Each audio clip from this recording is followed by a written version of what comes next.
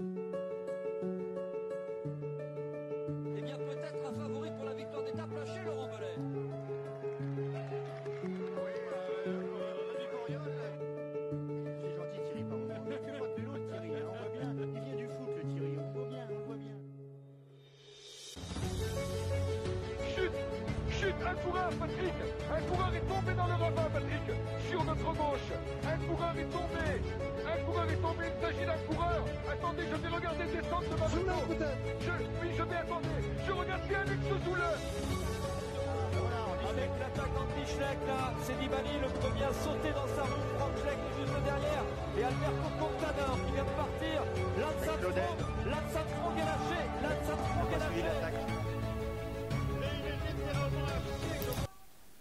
Bonsoir à tous et bienvenue pour cette nouvelle émission des commissaires de course, une émission un peu spéciale et imprévue, mais à vrai dire, on s'était dit avec Cyprien que ça pouvait être sympa de faire une petite émission vu les performances des Français aujourd'hui, puisqu'on le rappelle, Mathieu Burgodeau a gagné sur Paris-Nice et Warren Barguil lors de Tirreno. Salut Cyprien. Salut Charles, salut à tous. Donc on l'a dit, émission spéciale ce soir.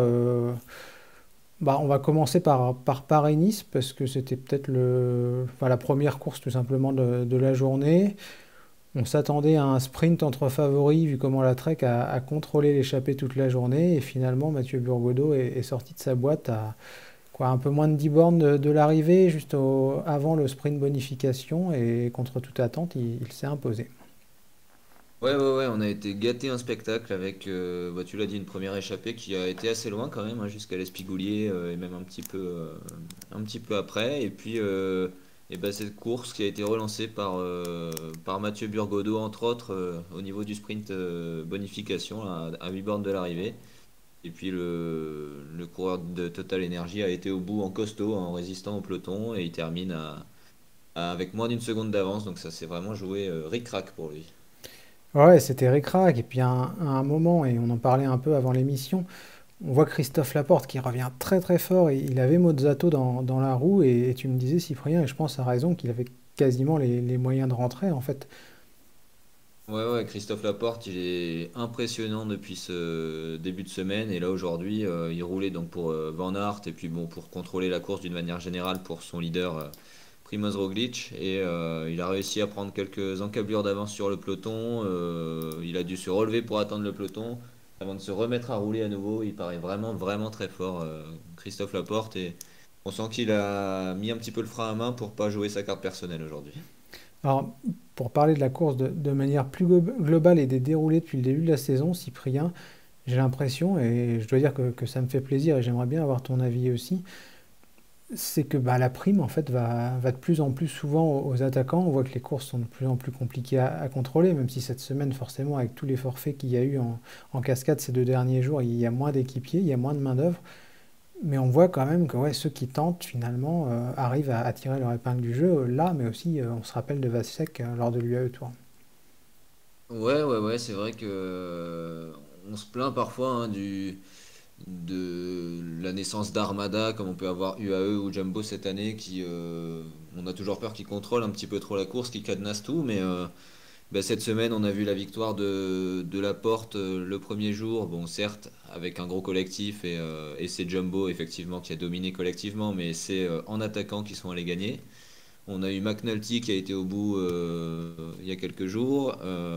Aujourd'hui, c'est Burgodeau. C'est vrai que c'est souvent le cas. Ça a été le cas aussi à Tirreno aujourd'hui. On en parlera tout à l'heure. C'était le cas beaucoup en début de saison sur les courses en Espagne, au Portugal. Brandon McNulty en est la parfaite illustration d'ailleurs, hein. Ça fait 2 ou 3 fois qu'il gagne comme ça cette saison. Euh, c'est vrai que la prime va à l'attaquant, comme tu l'as dit. On sent qu'on a des équipes qui sont capables de contrôler, mais seulement quand elles le souhaitent, en fait, et qu'il reste de la place quand même, malgré tout, pour les attaquants. Ouais, alors on va revenir sur ce Paris-Nice de manière générale, parce que c'est vrai qu'on doit le dire, on a pris tous, et je pense que vous aussi sur le chat, beaucoup de plaisir à regarder l'épreuve depuis dimanche, tout simplement. Reprenons les choses un peu dans l'ordre. Cyprien, lundi, sans y passer trop de temps, forcément, on s'y attendait, il y a eu des bordures et ça a pété de partout, quoi. Ouais, ouais, ouais, il y a eu vraiment du gros dégât. Bah, il y en a tout simplement qui ont perdu la course, hein, on en a l'habitude. Paris-Nice se joue souvent dans les premiers jours dans le vent, etc. Et on a des coureurs qui ont pris 30 secondes, 1 minute pour ceux qui s'en sont pas trop mal sortis. C'est le cas de Guillaume Martin, par exemple, qui prend 1 minute 30, Bauke Mollema, etc. Et puis il y en a qui sont vraiment passés complètement à la trappe, hein, qui ont fini très très loin. Joao Almeida, qu'on attendait à un très bon niveau sur ce Paris-Nice et qui vit une semaine un peu compliquée. N'hésite pas à en citer, je les ai plus tous en tête, mais effectivement, il y a eu des dégâts en début de semaine. Ouais, pas mal de dégâts en début de semaine lors de cette première étape. Ensuite, on a continué vers Vierzon ou Dun-le-Palestel, pardon, pour être correct. Et là, c'est Mats Pedersen qui s'est imposé, donc on va pas trop traîner sur cette étape. Il y a moi un fait qui m'a marqué, Cyprien. C'est Brian Cocard. Je crois que j'ai retrouvé la stat. Il termine deuxième et il n'avait pas terminé deuxième d'une épreuve World Tour depuis cette fameuse étape de Limoges sur le Tour de France 2016. Un Brian Cocard qui revient en forme et là aussi, ça fait plaisir. Oui, oui, oui, ça fait plaisir, mais il y a toujours ce mais avec Brian Cocard, en tout cas jusqu'ici, où effectivement il arrive à passer les bosses, hein. C'est une étape qui était un petit peu incertaine pour les sprinteurs. On ne savait pas si ils arriveraient à contrôler la course avec leurs équipes jusqu'à l'arrivée pour éviter qu'une échappée aille au bout. Finalement, ils y parviennent. Brian Cocard est très bien placé, mais encore une fois, il fait deuxième. Contre Pedersen qui l'avait battu à Bessèges, donc c'est de bonne guerre. Ils ont un petit duel qui est en train de naître, mais c'est dommage. Il manque pas grand chose pour Cocard, qu'on sent effectivement revenir en très bonne forme, et c'est de bon augure pour la suite de la saison. Alors la suite, c'était un chrono, pas grand-chose non plus à dire sur ce chrono, comme tous les chronos, à vrai dire, quasiment de manière générale. On s'attendait à une lutte, à vrai dire, entre Van Aert et Roglic, peut-être arbitrée par Seguer qui a un petit peu déçu. Finalement, c'est le Belge qui a pris l'avantage sur son leader slovène. Exactement, avec un autre arbitre qu'on attendait peut-être un peu moins, c'est leur coéquipier Rohan Dennis. Donc c'était le deuxième triplé de la Jumbo-Visma, euh, qui a vraiment une solide équipe de rouleurs avec Laporte qui fait 11e en plus. Donc ils ont pu conserver, amplifier l'avance qu'ils avaient prise le premier jour. Et ouais, pas de surprise à part la petite contre-performance, comme tu l'as souligné, de Stéphane Bissegger, mais pas grand-chose à dire sur ce chrono. Ouais, alors hier, le fait marquant, il était extra sportif, parce qu'on doit le dire, il y a eu une épidémie de grippe ou de gastro, ou peu importe, enfin, en tout cas un virus qui traîne au sein du peloton. Et Cyprien, hier, si j'ai bien compté, il y a 18 DNS, et je crois qu'il y a DNS coureurs qui ne sont pas partis, hein, pardon pour l'abréviation, et 5 abandons en cours d'étape, une véritable hécatombe. Et parmi les noms les plus connus, on retrouve, je vous mets la liste, hein, Gino Madère, Jevine, Bissegger justement qu'on citait, mais aussi Lampard, Stibar, Groenewegen, Trentin, Sanchez. Bref, du lourd finalement qui a abandonné, sachant que Charman et O'Connor avaient eux bâché la veille.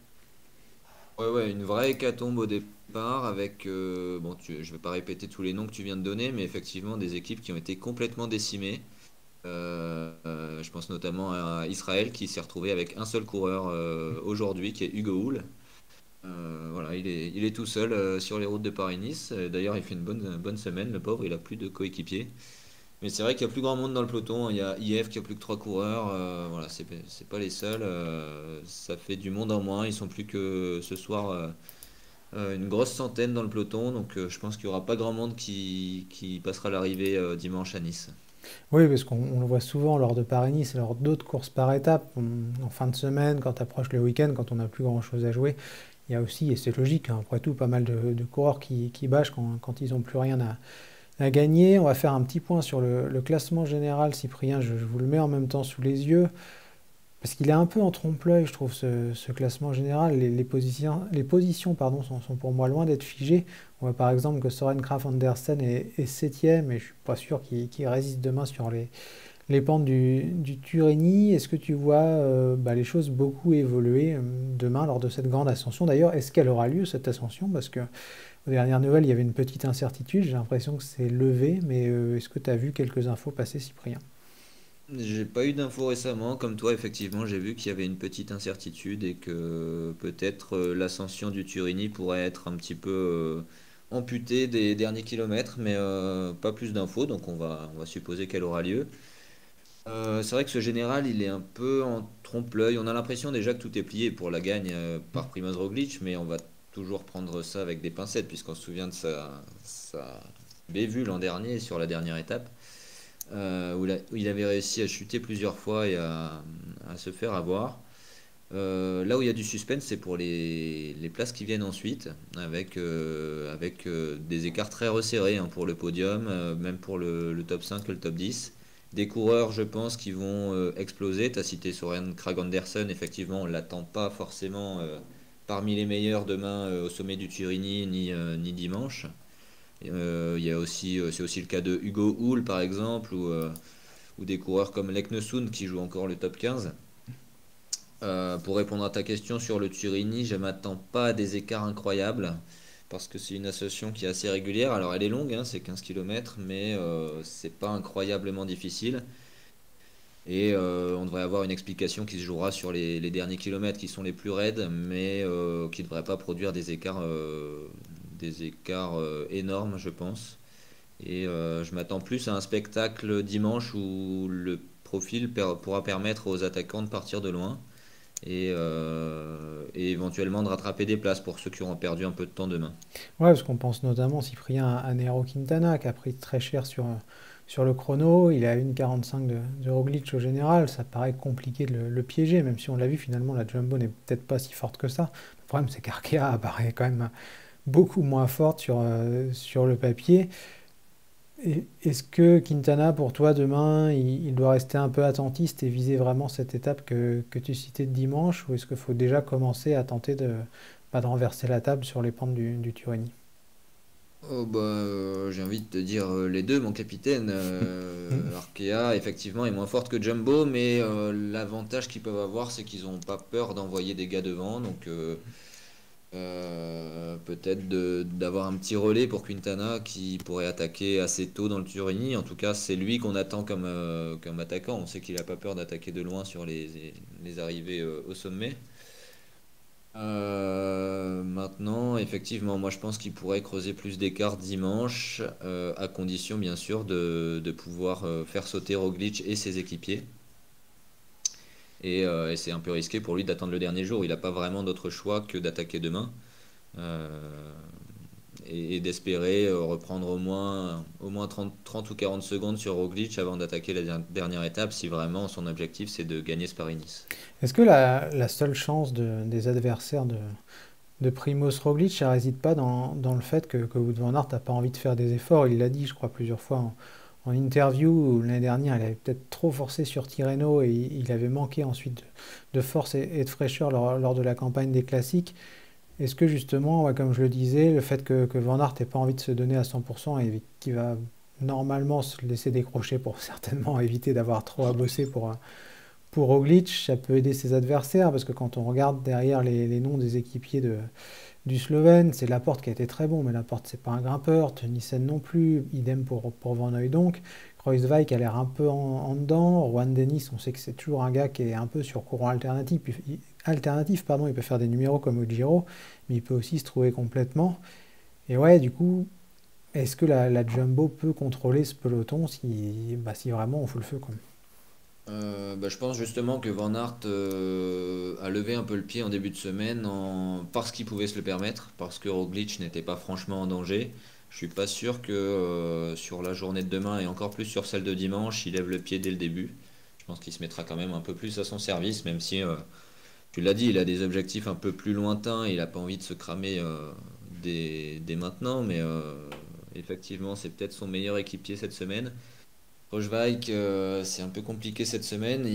En plus, c'est pas un formidable descendeur, donc demain ça posera pas de soucis. Mais sur les routes de l'arrière-pays niçois dimanche, c'est une étape qu'on connaît bien, qui a lieu normalement chaque année, même si elle avait été remplacée l'année dernière. C'est une étape où il y a des descentes un peu techniques, donc il faudra que Kruijswijk soit là. Juan Dennis est pas incroyable cette semaine et les autres effectivement sont pas des grimpeurs. Donc Roglic va devoir se débrouiller tout seul dimanche. S'il limite bien la casse demain, ça ne devrait pas poser de soucis. S'il laisse demain des concurrents revenir à moins de 30 secondes, il aura beaucoup de travail parce qu'on a vu que les concurrents de Primoz Roglic n'ont pas peur de l'attaquer chacun leur tour pour le déstabiliser. Ouais, puis ils ont vu en plus l'an dernier et à d'autres occasions que sous la pression, parfois Roglic, il pouvait céder. Pour finir sur ce Paris-Nice, Cyprien, est-ce que c'est pas Ineos qui est la seule équipe à avoir la clé, puisqu'elle possède et Martinez et Yates dans le top 10. Les autres formations n'ont pas forcément deux cartes qu'elles peuvent abattre. On a déjà vu que la formation britannique avait lancé Martinez il y a 2 jours ou hier, je sais plus, je confonds les jours de la semaine tellement ça s'enchaîne. Mais bref, est-ce que c'est pas elle la seule qui peut mettre à mal la Jumbo-Visma? Oui, si on cherche un collectif, effectivement, c'est le collectif qui a l'air le plus fort. Encore aujourd'hui, on les a vus venir se replacer avant le col de l'Espigoulier. Ils sont très forts, hein. Il y a du monde pour travailler. Et puis, ils ont cette possibilité d'attaquer chacun leur tour aussi. Et ça, ce sera vraiment une chance. Il y a Simon Yates qui est très fort du côté de Bike Exchange. Je ne l'attendais pas à ce niveau-là, en tout cas. Il a fait un bon chrono et il est deuxième avant ce dernier week-end de course. Et puis les autres, ce sera un petit peu des individualités, mais qui n'auront pas peur d'attaquer. Je pense à Pierre Latour, je pense à Nairo Quintana, c'est des gars qu'on voit toujours attaquer quand ils en ont l'occasion. Donc Roglic, oui, sera sous pression et comme tu l'as rappelé, quand il est sous pression, c'est pas l'assurance tout risque. Ouais, et j'en profite pour saluer Salette pour finir sur ce Paris-Nice qui nous dit incroyable Burgodo. C'est vrai qu'il a fait un sacré numéro et puis c'est un jeune coureur très talentueux qu'on voit venir depuis quelques années. On va passer maintenant à Tirreno parce qu'il y a un autre tricolore qui a vraiment brillé également. Je salue aussi Jedi et Padavoine qui nous rejoint également sur le live. Cyprien, aujourd'hui, gros numéro de Warren Barguil. Il était, je pense, le plus fort dans l'échappée. Il a bénéficié d'un super travail de Clément Russo également. Sans ça, ça aurait été peut-être plus compliqué de maintenir un écart assez important pour s'imposer. Premier Tirreno pour Barguil et première victoire sur les routes italiennes. Ouais, je sais pas si c'était le plus fort, en tout cas c'est celui qui l'a voulu le plus. Genre, on avait vraiment l'impression qu'il était mort de faim. Il a déjà attaqué à 20 km de l'arrivée une fois que Russo s'est écarté après avoir vraiment mis toutes ses forces dans la bataille. Il a été repris par l'échappée, il a rattaqué de nouveau et ouais, vraiment il a voulu celle-là. Ça fait 3 ans, non, ça fait 5 ans qu'il n'avait pas gagné au niveau World Tour, hein. Là, sa dernière victoire à ce niveau-là, c'était l'Izoard 2017. Donc ouais, il tournait autour. On l'avait vu en forme, hein, sur ce début de saison, mais toujours un petit peu limité quand il jouait face aux favoris, aux bons grimpeurs, hein, que ce soit en Algarve ou au Trophée de Majorque. Là, cette fois-ci, il a anticipé. Il avait prévu son coup en emmenant avec lui un équipier. Euh, et puis, il a été le plus fort dans le final, dans des radars. On ne trouve qu'en Italie, dans des petites routes qui m'ont fait penser à l'arrivée d'Estrade Bianche. C'était vraiment super à voir. Ouais, carrément. Alors, il y avait un autre Français dans l'échappée, c'est Benjamin Thomas. Benjamin Thomas qui était placé au classement général, mais qui finalement n'a pas réalisé une si bonne opération que ça, parce qu'on en parlait tous les deux en préparant l'émission. Il finit derrière le groupe des favoris. Est-ce que Benjamin Thomas, il n'a pas fait une erreur en présumant de ses forts, justement, tu l'as dit, à 20 bornes de l'arrivée, Barguil attaque. Thomas essaie de le suivre, a l'impression peut-être s'épuise un petit peu à tenter d'accrocher sa roue. Est-ce qu'il n'aurait pas dû être un petit peu plus attentiste pour tenter de conserver ses chances et de viser un bon classement général?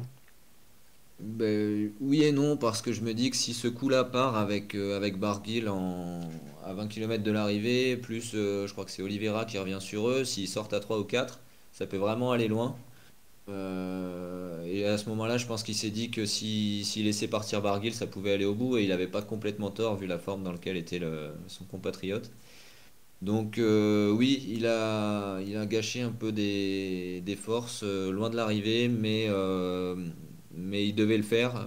Je pense que dans le groupe, on s'est aussi un peu regardé en le laissant faire le travail pour revenir sur Barguil, parce que tout le monde savait qu'il visait le maillot bleu de leader.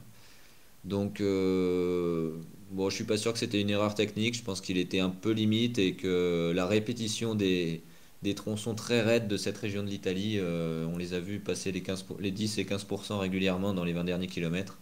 Ça lui a vraiment, vraiment fait mal aux jambes. Et bon, c'est un peu dommage, un coup d'épée dans l'eau.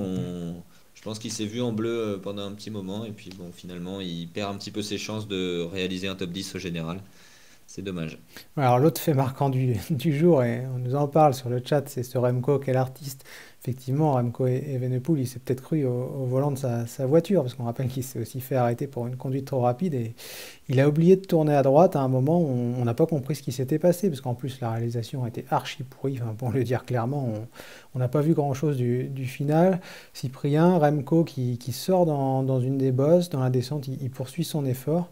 Et là, on ne comprend pas ce qui se passe. Au lieu de tourner justement et de reprendre la petite bosse à droite, il va tout droit et il entraîne Pogacar et Vingegaard dans son élan. Pogacar et Vingegaard arrivent à freiner avant lui et à faire demi-tour, mais Evenepoel s'est imposé une énorme chasse au final et n'a pas pu tirer à profit cette belle attaque qu'il avait faite. Ouais, ouais, ouais, bah, t'as tout dit. Bon, à sa décharge, sauf erreur de ma part, il n'y avait pas de signaleur. En tout cas, c'était très léger au niveau signalisation. Surtout dans une descente comme ça, le virage à droite était vraiment pas évident. Mais Euh, ils étaient déjà passés là, désolé, j'y pense en même temps, mais c'est parce que c'était le deuxième tour, non? Ou je confonds? Parce qu'il me semble que c'était un circuit. euh, et ben, je sais pas, je suis pas très au fait du Dites-nous parcours, je sur suis le pas live au certain. cas où, mais j'ai l'impression que Barguil était déjà passé à un moment sur une des bosses. Enfin, peut-être que je dis des bêtises, hein. Non, non, mais c'est possible. Mais en tout cas, c'était vraiment un coup d'épée dans l'eau pour Evenpool, puisqu'il a attaqué, il a pris les choses en main et il est vraiment pas récompensé parce qu'il s'est, comme tu l'as dit, infligé une vraie poursuite. Et en plus, on a vu des gars attaquer alors qu'il n'était pas encore rentré dans le groupe. Donc on sait qu'il y a des règles un petit peu non officielles dans le peloton. Aujourd'hui, il n'y en avait pas du tout. Et je pense que les interviews d'après-course vont être intéressantes à lire du côté de Remco. Ouais. Ouais, et c'est vrai que c'est possible que ça soit assez savoureux. Donc bah du coup, finalement, il s'est rien passé entre les favoris, mais ça me permet de rebondir sur, bah, un peu comme on a fait pour Paris-Nice, Cyprien, sur le scénario de la semaine.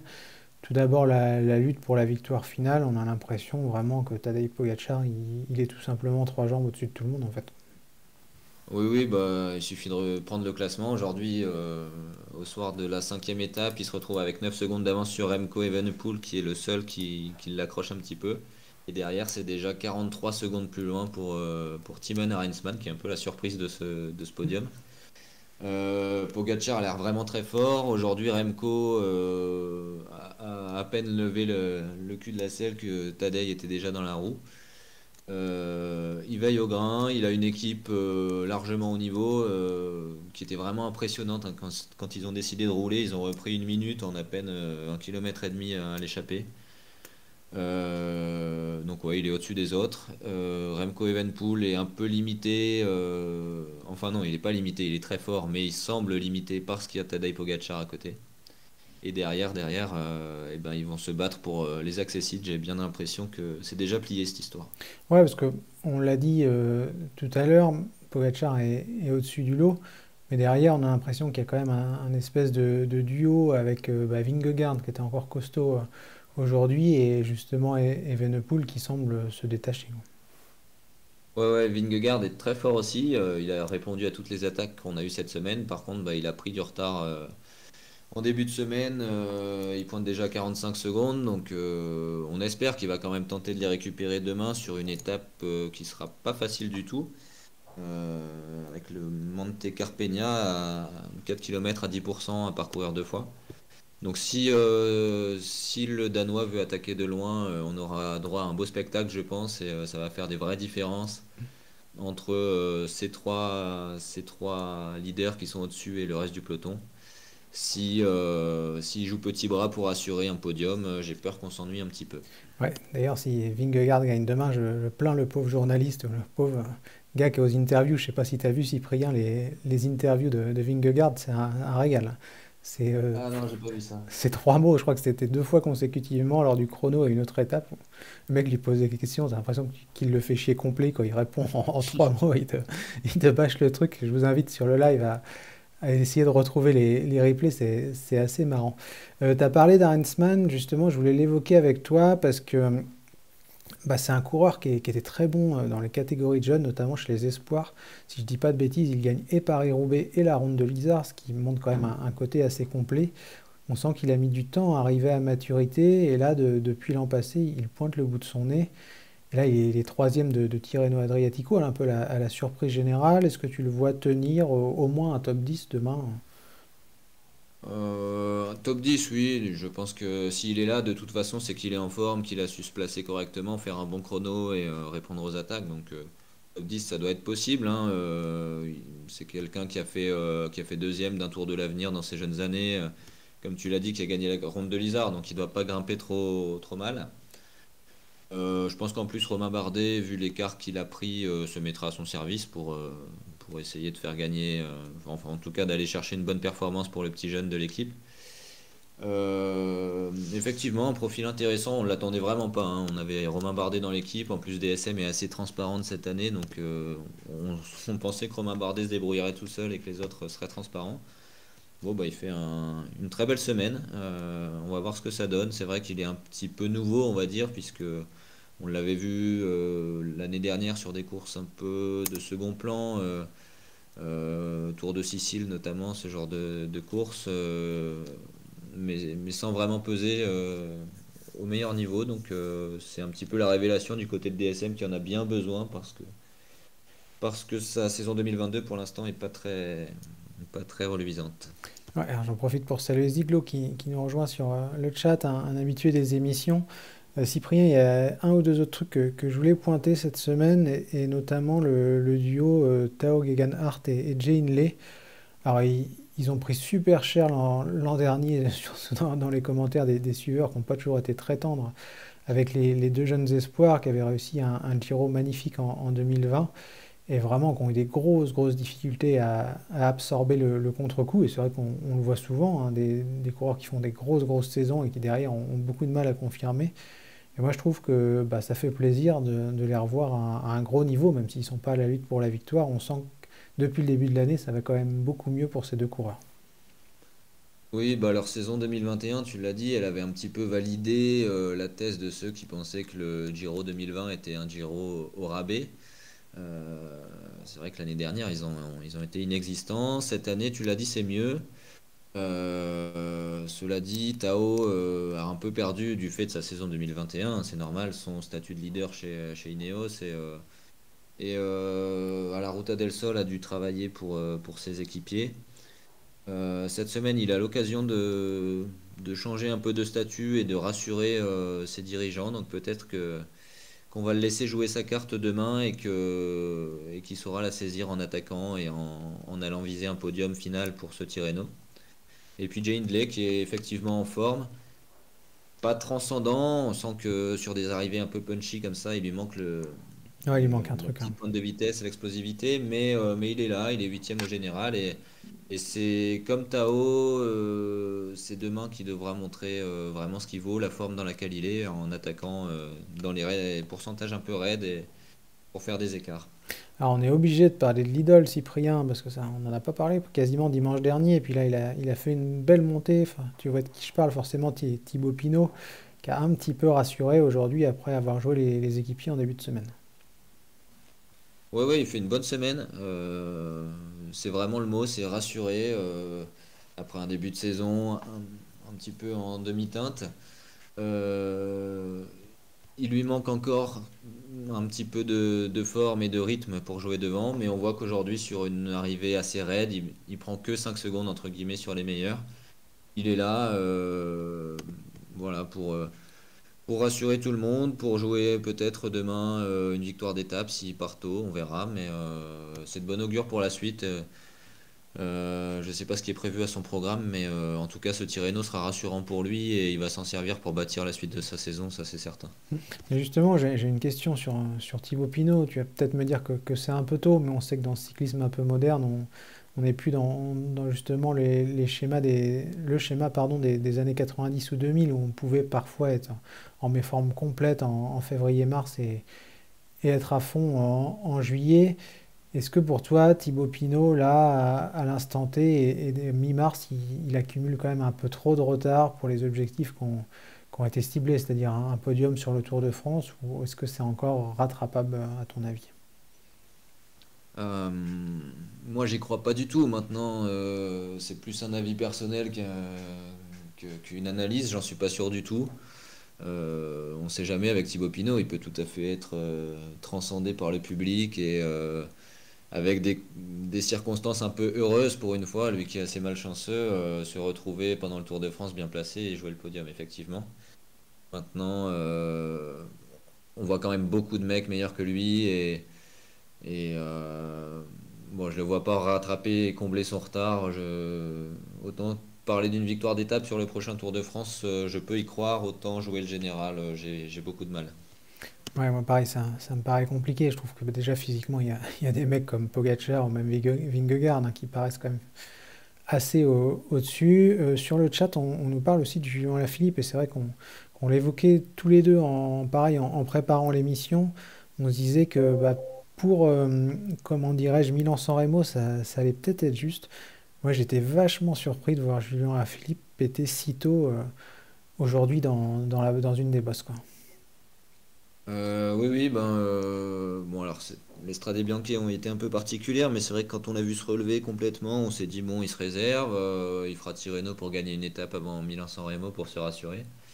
Et c'est presque inquiétant, alors, même si on va pas s'enflammer, mais c'est vrai que sa semaine pour l'instant à Tirreno se déroule assez mal. Il n'est pas du tout en rythme, les étapes pouvaient lui convenir et à chaque fois jusqu'ici qu'on le voyait se relever, on se disait qu'il allait finir par en viser une et tout mettre pour la remporter. On pensait forcément aujourd'hui avec des tels radars dans le final. Aujourd'hui, dès que l'équipe UAE a accéléré, bah, il s'est relevé, il s'est garé, il pouvait pas aller plus vite.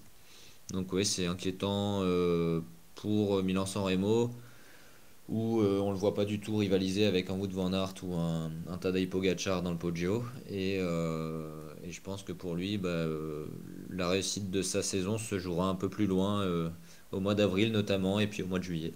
Parce que c'est vrai qu'on parlait de Thibaut Pinot et on nous dit qu'il a des objectifs lointains. C'est également une réalité, mais pour Julien Alaphilippe, quand on reprend le calendrier, on voit que là, on est le 11 mars, donc on arrive quasiment à la mi-mars. Au final, les Ardennaises, c'est dans un mois. Est-ce que tu le penses capable de combler l'écart qu'il a là aujourd'hui avec un Tadej Pogacar qu'on risque de retrouver à la Flèche Wallonne et à Liège, ou même d'autres hein, qui paraissent un peu plus costauds en ce moment, même beaucoup plus costauds en ce moment. Est-ce qu'un mois, c'est à ton avis suffisant pour ouais, rattraper les cadors du peloton quoi? Ce qui peut être rassurant pour lui, c'est qu'il était dans une forme relativement correcte autour de la Provence et que le petit coup de moins bien vient depuis sa chute au Strade Bianche. Donc on peut mettre ça sur le compte de la chute. Il va pouvoir couper un petit peu après Milan-San Remo et il est tout à fait capable, je pense, que ce soit à l'entraînement ou via des courses, notamment le Tour du Pays Basque qui a son programme de revenir en forme. Il sait quand même cibler ses objectifs, hein. On se souvient de son premier titre de champion du monde. Il fait pas une saison incroyable et il arrive à décrocher son titre. Donc le- tout n'est pas joué pour lui. Maintenant, je pense qu'il aurait préféré, comme nous, gagner une étape et survoler cette semaine que d'être dans la forme dans laquelle il est aujourd'hui. Il doit s'inquiéter un petit peu quand même. Alors, il y a un autre Français qui a brillé, enfin qui a failli briller en début de semaine, c'est Arnaud Démare. Arnaud Démare qui était très très loin du compte lors du premier sprint. Et finalement, il a bien rattrapé les choses le lendemain sur un sprint qui lui convenait, un sprint en costaud et tout en puissance qu'il a lancé d'assez loin. Et Cyprien, sans un très grand Caleb Ewan, il aurait claqué son premier succès en World Tour bah, depuis tout simplement le Giro 2020. Oui, oui, alors effectivement, sur le premier sprint, il est loin, il termine 17e, mais alors faut voir le sprint aussi. Je comprends pas Oui, qu'il y en très ait dangereux, encore hein. des sprints comme ça au niveau World Tour avec une route étroite, des virages. Fallait être un peu kamikaze quand même pour y aller, donc je pense qu'il s'est relevé. Euh, il a un peu trop d'expérience pour aller prendre ce genre de risque. Par contre, tu l'as dit, le lendemain, très très fort, hein, à Terny, il termine deuxième derrière un Caleb Ewan qui le saute sur la ligne dans les 50 derniers mètres. Mais ouais, un sprint parfait pour lui qu'il a pu lancer de loin. Et on le sent finalement en forme. C'est un peu comme Thibaut Pinot, comme son équipier, le résultat qui manquait pour rassurer parce que depuis le début de l'année, c'était vraiment pas terrible du côté du sprinter de la FDJ. Donc bon, au moins on est rassuré, on sait qu'il a la forme et que si tout se passe bien, il devrait revenir à son meilleur niveau sur les prochaines courses. Ouais, puis c'est vrai qu'on nous dit que Guarnieri l'a pas très bien emmené non plus. C'est un grand débat qui, à vrai dire, sur nos forums, et ça me fait toujours un peu sourire et c'est pas méchant, mais on a l'impression qu'on cherche à suranalyser des fois. Est-ce que c'est Guarnieri? Est-ce que c'est Scottson? Est-ce que c'est Konovalovas? Je sais pas ce que t'en penses un peu de tout ça, mais peut-être que des fois c'est aussi tout simplement Arnaud Démare qui a pas le niveau pour aller sprinter. Peut-être plus que ces poissons pilotes qui, bon, sont pas parfaits, mais ça reste des poissons pilotes, que je pense pas qu'on analyse autant les trains de la Quick Step ou d'autres équipes. Oui, oui, disons que si ça dépend si lui a Enfin, en ça dans gros, la tête. Ewan, il a besoin de personne, quoi, que ces Voilà, poissons c'est pilotes ça. soient bons ou pas. Si Desmar se met dans la tête qu'il a absolument besoin de trois lanceurs super compétents, etc., c'est sûr que lui, ça va lui créer un blocage. S'il se met dans la tête qu'il peut se débrouiller tout seul et qu'il calque son sprint sur Caleb Ewan, il suffit, entre guillemets, même si c'est des gros guillemets, de rester dans sa roue et il saura faire un sprint en étant placé. Donc, ouais, toujours cet éternel débat. On sait qu'il a besoin d'un train, hein. D'ailleurs, sa meilleure saison, c'est la saison qu'il a faite avec un train absolument formidable.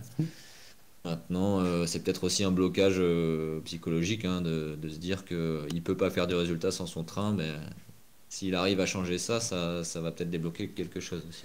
Ouais, c'est ça qui est un peu frustrant d'ailleurs, enfin, surtout pour les fans de Démarre et de la Groupama FDJ. C'est que moi j'ai cette impression que si les conditions sont pas absolument parfaites dans la préparation du sprint, en tout cas au niveau World Tour, il ne peut pas gagner. Et est-ce que, à ton avis, Cyprien, c'est une question que je me posais en t'écoutant, est-ce qu'on devrait peut-être pas envoyer là dans les semaines à venir avant le Giro, parce que je crois qu'il va aller sur le Giro cette année, Arnaud Démare sur des épreuves Europe Tour, mais sans son train en fait. Je dis ça dans le sens où peut-être que si tu le laisses un peu tout seul se débrouiller sur des courses type circuit de la Sarthe où la concurrence sera pas forcément folle, bah tu vas peut-être casser un peu ces automatismes mauvais qu'il y a où il peut pas se passer de ce train que j'évoquais et peut-être l'obliger en fait à se débrouiller un peu tout seul quoi.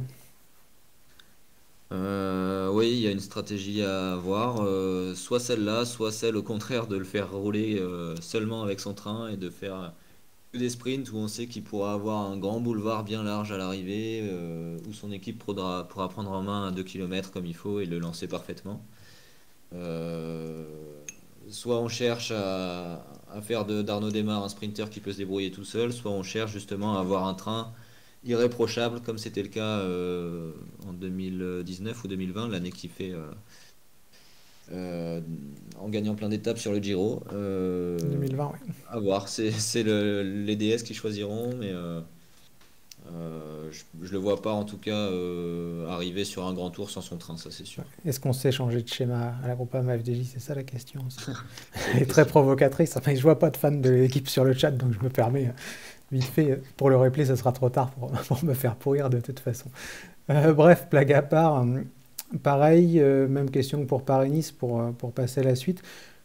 Comment tu vois ce dernier week-end de Tirreno? Je mets de côté dimanche, parce que dimanche, ça sera logiquement un sprint. Est-ce que Pogacar, archi-dominateur demain, qui s'impose assez facilement devant la concurrence, ou est-ce que tu as quand même un petit espoir?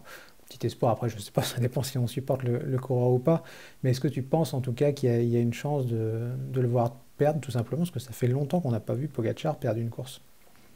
Bah, pour moi, ce Tirreno, il est un peu plus facile à lire que Paris-Nice, pardon. Dans le sens où tu l'as dit, dimanche c'est assez plat, ce sera un sprint et demain il reste en gros deux montées sèches. L'arrivée se fait pas au sommet, elle se fait en bas. Euh, sur un terrain qui est propice à Pogacar et je le vois pas céder le moindre mètre sur qui que ce soit, à part peut-être Vingegaard, mais j'en suis pas certain. Et de toute façon, il est tellement loin que ça changera pas grand-chose à l'issue de cette course. Malheureusement, Remco, il est pas impérial depuis le début de la saison. On l'attendait très fort autour de l'Algarve ou à Valence, je sais plus. Finalement, il l'était, mais c'était pas fou, en tout cas en montagne. Donc non, je le vois pas réussir à reprendre ses 9 secondes à Tadej Pogacar. Et puis derrière, on va se battre, comme on l'a dit, pour les accessites. Ça va être intéressant de voir tout le monde sur des pourcentages où ils pourront pas se cacher. Ça va être tout le monde à bloc et voilà, il y aura vraiment pas de jeu de dupes demain, donc on verra vraiment où chacun en est. Et cette bosse risque de mettre tout le monde à sa place. Tiens, il y a Jedi et Padavoine qui nous met un commentaire assez intéressant sur le chat, et c'est vrai que j'avais jamais fait gaffe à ça. Il nous dit que Tadej Pogacar, en 12 courses par étape depuis qu'il est pro, il a jamais rendu un maillot de leader, donc c'est vrai quand il était devant, il s'est jamais fait rattraper. C'est assez impressionnant comme ça d'ailleurs. Ouais, j'avais pas cette stat non plus, effectivement, parce qu'il a cette année une équipe très forte, mais ça n'a pas toujours été le cas non plus. Donc, ouais, il y a des sacrées ressources physiques et mentales à seulement 23 ans pour ne jamais avoir perdu un maillot de leader. Ouais. Je suis pas sûr qu'il y en ait beaucoup qui puissent en dire autant, qui aient les mêmes genres de stats. Mais d'ailleurs, j'y pense, est-ce que c'est pas le seul qui est capable de remettre Remco Evenepoel un peu en place? Enfin, je dis ça, c'est pas méchant, hein, je le précise pour ses supporters, mais Remco Evenepoel, des fois, il a un peu une attitude que certains trouvent arrogante ou qualifieront d'arrogante. Et là, ces déclarations de la semaine, Cyprien, je sais pas si tu les as lues, mais tu as l'impression qu'il est quand même en train d'accepter que Pogacar, il est un peu au-dessus du lot et qu'il a beau faire ce qu'il veut, pour le renverser, c'est quand même compliqué, quoi. Bah, Evenpool est arrivé très tôt. J'ai l'impression, alors c'est peut-être pas absolument exact, mais j'ai l'impression qu'il est arrivé avant que Pogacar n'arrive vraiment sur le devant de la scène, alors qu'il a quand même un an de moins, etc. Et là, c'est vrai que depuis que Pogacar a gagné son premier Tour de France, Remco, sans être du tout ridicule à côté, hein, parce qu'il a quand même un palmarès qui, à son âge, est assez fou, mais il paraît vraiment moins fort sur tous les terrains, en tout cas sur les grands tours, ça c'est sûr et certain, puisque Remco, on attend toujours qu'il fasse ses preuves.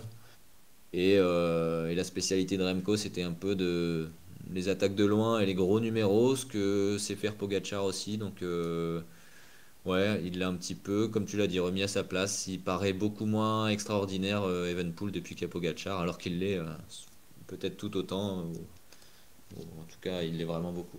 C'est vrai que Pogacar, quand on y pense, il a quoi? Il a 23 ans, je crois, et c'est de 98. C'est 2 Tours de France, Tour de Lombardie, l'Estrade Bianche, Liège-Bastogne-Liège, un paquet de courses par étape aussi déjà. C'est quand même assez impressionnant, quoi. Ouais, il est parti sur des bases. On verra si ce qui sera dur, c'est de tenir sur la durée, mais ouais, c'est pour l'instant assez bluffant parce que, comme tu l'as dit, ça rejoint la stat que tu viens de me donner, c'est que on voit pas comment il peut perdre, contrairement à un Primoz Roglic ou Oui. à des coureurs qui ont dominé par le passé, on leur voyait quand même quelques failles. Lui, il est même capable de gagner des chronos relativement plats quand il est en forme sur le Tour de France, donc ouais, assez imbattable. Ouais, et puis pour finir là-dessus, ce qui me fait plaisir, et tu vas me donner ton avis, c'est que Pogacar, tu as l'impression, on en parlait d'ailleurs avec Benjamin dimanche dernier, qu'il se fait vraiment plaisir sur un vélo. En fait, il attaque de loin, non pas parce que c'est la tactique la plus infaillible, parce que finalement, au Strade Bianche, ça aurait pu faire boomerang s'il y avait eu vraiment de la main-d'œuvre derrière pour travailler.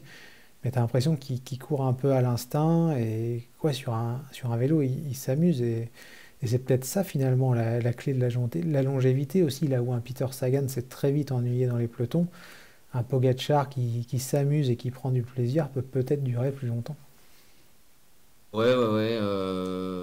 C'est vrai que ces Strade Bianche me rappellent aussi l'étape l'an dernier sur Tirreno, justement, où il part de très très loin, il arrive sur les rotules, donc on sent que qu'il court, comme tu l'as dit à l'instant, et qu'il met vraiment tout ce qu'il a, quitte à exploser derrière. Donc pour l'instant, c'est ça qui est fort chez lui, c'est qu'à chaque fois il explose en arrivant sur la ligne, donc il gagne quand même.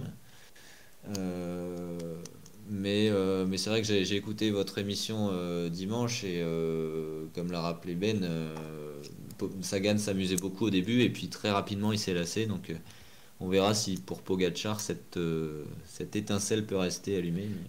Ouais, On carrément. verra. Puis c'est vrai que Mm. cette nouvelle génération qui arrive, tu as l'impression qu'ils prennent des risques, hein, parce qu'on parle de Pogacar, mais Evenepoel, c'est vrai que c'était un peu sa filière d'attaquer de loin. On a vu Van Der Poel, on l'a un peu oublié parce qu'il est blessé. D'ailleurs, il devrait reprendre la copie Bartali, je crois, si je dis pas de bêtises, mais Van Der Poel, on se rappelle du mondial où il prend énormément de risques. On voit aussi Van Aert, c'était sur le Newsblad, je crois, qui sort assez tôt alors qu'il aurait pu attendre le sprint.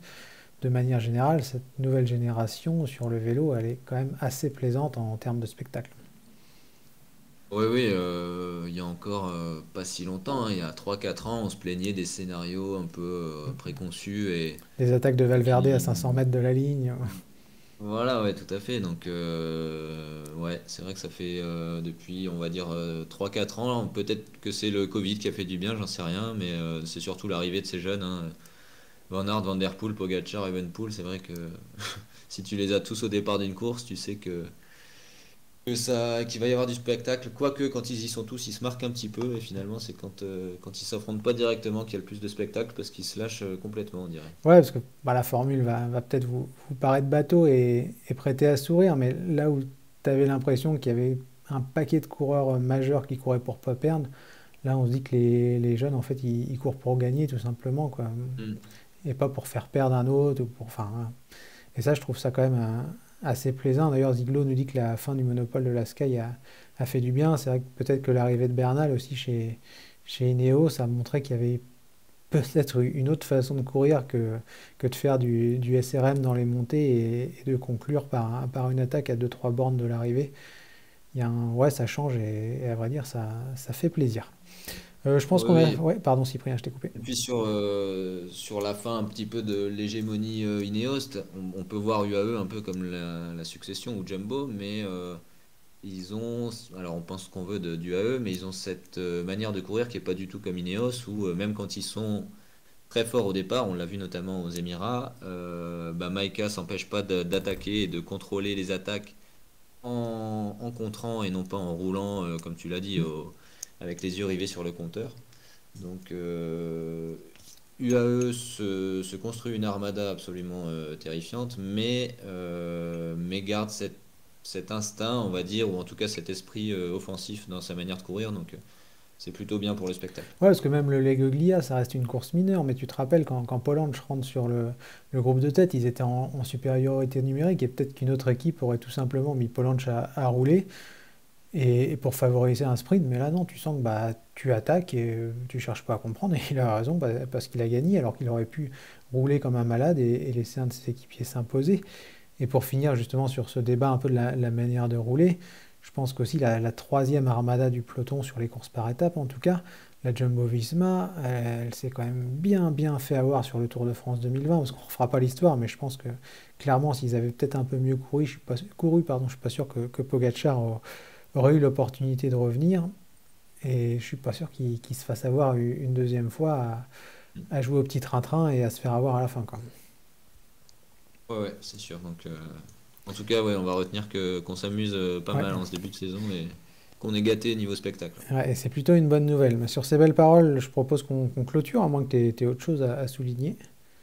Bon, non, on va rappeler la double victoire française quand même. Burgodeau-Barguil, finalement, on n'en a pas parlé tant que ça, mais bon, elles font du bien à leurs équipes et au spectacle. Donc voilà, une belle journée sur les épreuves World Tour de Ouais, cette semaine. 2 victoires pro team en plus, il faut le souligner, c'est 2 équipes de deuxième division. Ouais, ouais, et puis qu'il y avait toutes les deux, qui attendaient toutes les deux leur première victoire en World Tour depuis le Paris-Nice 2020, juste avant le Covid. Donc ça va peut-être les débloquer toutes les deux, c'est bien ça. Ça arrive au bon moment. Ouais, ça fait plaisir. Eh ben, Cyprien, il me reste à te remercier. Et puis à vous souhaiter Merci. à tous un bon week-end, parce que c'est pas moi qui serai là dimanche, c'est Greg qui vous présentera l'émission. Donc merci encore à tous de nous suivre aussi nombreux à chaque fois. Bon week-end à tous et profitez bien de ce final de Paris-Nice et Tirreno Adriatico. Salut! Salut Charles, merci.